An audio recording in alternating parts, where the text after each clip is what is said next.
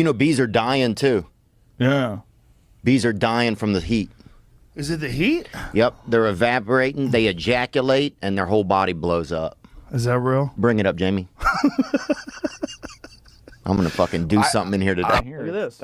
At temperatures over 107 degrees Fahrenheit, it is estimated that half of male honeybees will die in this manner within 6 hours.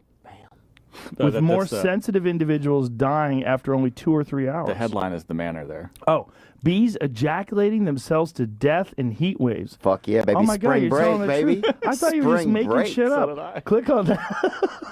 Hell no, dude. This is in, I'm sure. This is in Panama City Beach, Florida. Bees, bees, click on that link. What happened? This is Kid Rock's honey. That's who's making this shit. That is for sure. Dude, we used to if get it's high got when we were kids, and we go outside and get high, and then I'd come back in early into my buddy's house, and I would tell his dad, I would be like, "Oh, Mr. Mike, man," because his dad was like had a lot of like anti-gay energy, you know. Really? Yeah, and he would just say stuff all that, you know, like queers, just say stuff, you know, just like ignorant shit, you Did he know. have his pants off when he did Huh? that? No, I didn't see anything like that. But I'd come in after we've been out there smoking weed. I'd come in and I'd be like, Mr. Mike, man, they were being, I don't know, Richard was over and people were just being kind of, Touchy-feely. yeah, it's just real strange out You there. bait him? Did you bait him? Yeah, bro. So then, dude, my friends Adam would come back inside, man, and his dad would be like, "What in the fuck have you boys been doing out there? You've been queering." And Queering as a verb is very funny. oh, you've been queering around, boys. And he would just, yeah, I mean, just lighting into it, dude. And I would be dying with laughter. And they were so high, they didn't know how to explain that they hadn't been, you know, Because queering. they're so high and you set them up. Do you feel bad about that? I feel great about it. That shit was some of the fun. I loved creating an ambiance in advance, man. Oh, so you knew it was coming. And they had a gas leak over at that house too, man. And we'd go over there, bro. We'd sleep from fucking Friday night to Sunday and put on these different vests. Really? that How I many had. did you buy again? I don't know. I spent too much on them, but I would probably say the priciest one I had was probably about $210. Nice. Damn. Yeah. And so I would get fucked up and put these vests on and put on sunglasses and no like Buffalo Bill shit, but at least partying by myself, you know. And one time I was making a smoothie, you know, because I got like a new, I don't know what kind of blender it is, but it's pretty nice. And I was making like a nice smoothie and I'm fucking coked up, I'm partying, you know, I'm living high on the hog. Got these 2 vests on maybe, right? And I thought I heard something outside, right? Which is kind of weird to even think of when you have a blender going, right? So I leave out of my apartment to go in the hallway, lock myself out with the blender going, 2:30 in the morning, coked up out of my brain, right? Now I have to go to my landlord, dude, who lives right down the hall, and tell him like, hey, man. 2:30 in the morning? I got locked out. And the blender's on, son. Oh, my God. He must have hated you. Oh, the blender shorts out and smoke happens. The fire alarm starts going off in the building right as I'm at his door knocking, right? Oh, my God. So now he's pissed, and he's like, what's going on? And I didn't know what to say. I told him that I was throwing a late Christmas party, dude. It was fucking end of January. How old were you at the time? Huh? Oh, this is 2.5 years ago. So I was 35. Bro. So he comes back to my apartment, right? He's fucking pissed. He unlocks the door. There's nobody in there. Oh, lady my up that was God. from South Dakota. And she lived on a reservation, yeah. Oh. And she like threatened to have the baby. Oh, damn. How old were you? 37 this year. It was this year. And she wouldn't even be cool. She wouldn't. Unfortunately, almost knocked this young lady up that was from South Dakota. And she lived on a reservation, yeah. Oh. And she like threatened to have the baby. Oh, damn. How old were you? 37 this year. It was this year. And she wouldn't even be cool. She threatened to have the baby, dude. And I just met her at a motel. And she threatened to have a baby, man. If you were sent back to the Roman Empire with a fully charged iPhone, do you think you could take over the world, dude? No, dude. I think they would probably beat you up. They would say you're gay and they would beat you. If you want to be honest. And no offense if anybody's gay, I might be gay. I remember the first Wigger went to our school. I told you guys that before. The first Wigger, this kid Brian St. Pierre, went to our school, and they'd never seen it before, you know, and they thought he was mentally handicapped. They put him in, they made him eat the third lunch. You know, the third lunch, the special lunch where those kids are in there. You know, they make some of their own food and then they eat it. You know, to make them have a talent.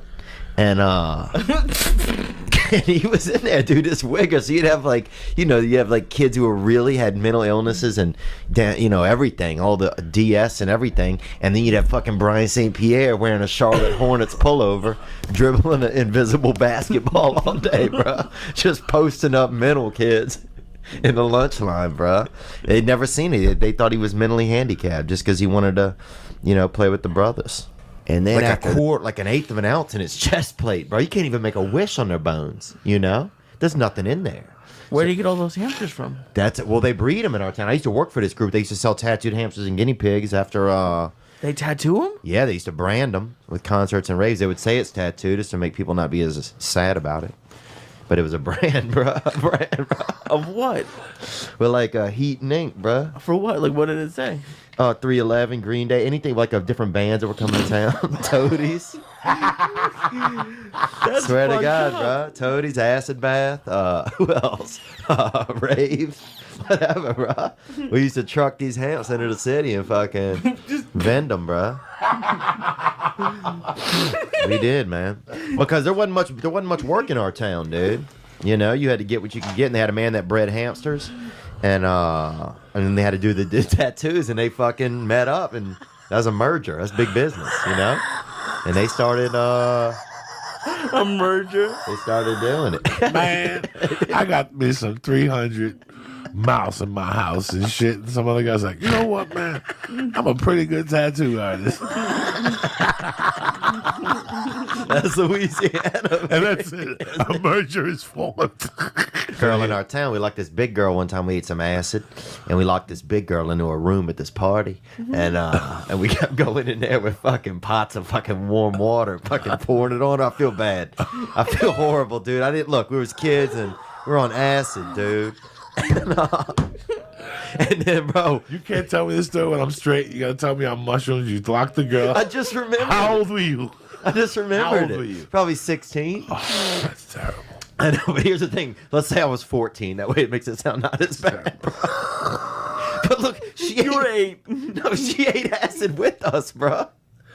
She ate acid with us, dude. And what happened was, and we kept going in the room with like these pots of warm. I don't know why we had the pots of warm water because I think we just were fucked up, dude. And we would like pour a little on her, but not like torture. She wasn't in a cage or nothing. She was just, you know, free range in this room, right? But I think she was scared to come out. And then one time we went in, bro. We heard this loud sound and we went in, and I wonder why. she had ran against one of the walls so hard, bro. Had fucking moved the entire wall in this house, dude.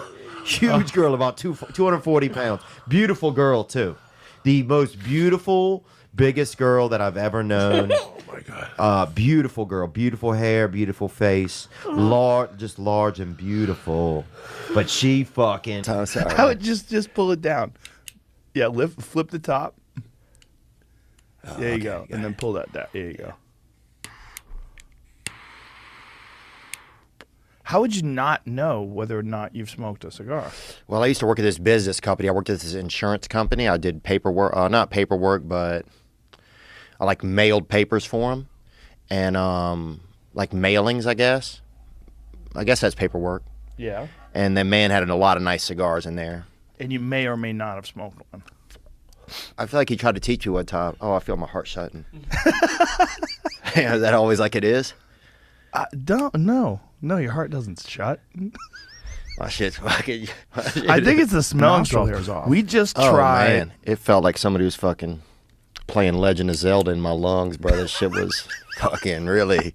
It goes. It doesn't even hit your lungs. I feel like it goes through just into everything else. Almost. It like. It does a lot. Yeah, it does Can a I just lot. tell you, your hair looks fabulous. Oh, thanks, man. Really? It looks fabulous. Thanks, dude. So it's just full everything. I just got Full some new Theo. hair done out of the back, put in the front. How'd you do that? Um, Were you losing hair? surgery. Yeah? Were you losing? I don't know if I was losing as much as I was been also getting paranoid and just trying to be preparatory, but I was having a lot of stress too Oh. last year. What were you having stress about? Let me think. Do you want to wear headphones or no? Oh yeah, you want to put them on? I didn't see you had yours on.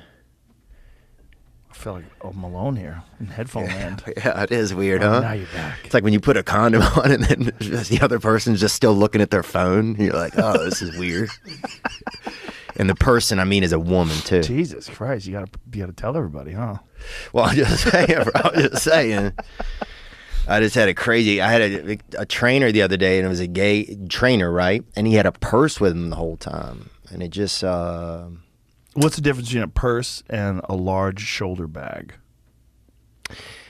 Okay, this one I would say it had bejewels on it, you know? Bejeweled.